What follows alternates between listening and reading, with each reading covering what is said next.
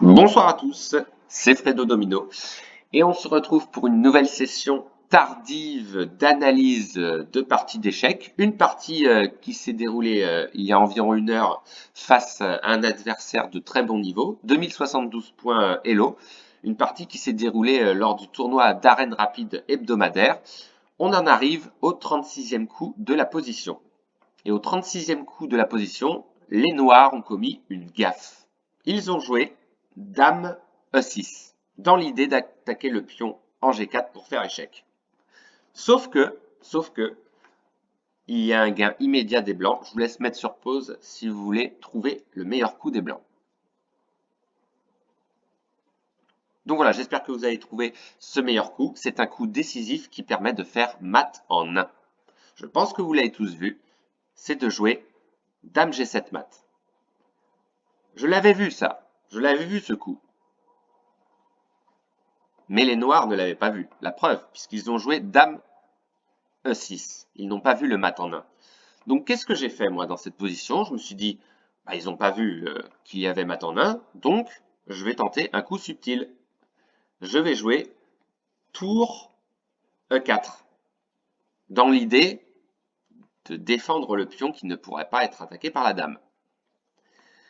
Mais étant donné que les Noirs n'ont pas vu qu'il y avait mat en 1, qu'est-ce qu'ils ont joué sournoisement?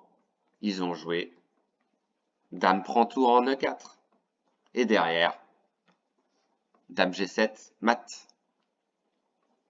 Voilà. Donc un très joli sacrifice de tour. Donc c'est risqué, puisque j'avais vu le mat en 1 précédemment. Je me suis dit, comme ils l'ont pas vu, je vais faire un magnifique sacrifice de tour. Et ça n'a pas loupé.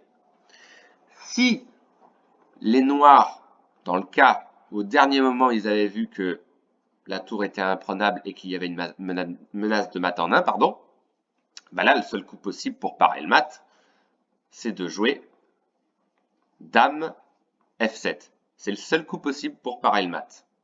C'est le seul coup possible. Il peut y en avoir un autre.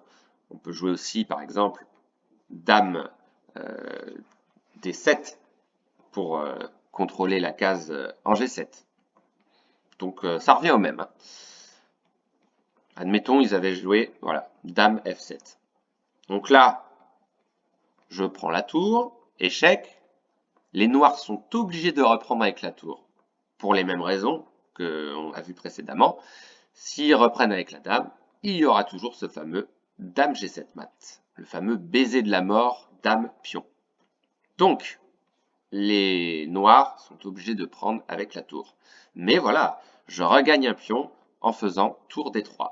Donc, 6 pions contre 4 et en ayant les Blancs, voilà, sans erreur de la part des Blancs, ils remporteront cette partie. Donc moi j'ai trouvé sympa effectivement de me dire que, étant donné que les Noirs n'ont pas vu qu'il y avait mat en 1, de terminer par un très joli sacrifice de tour. Voilà.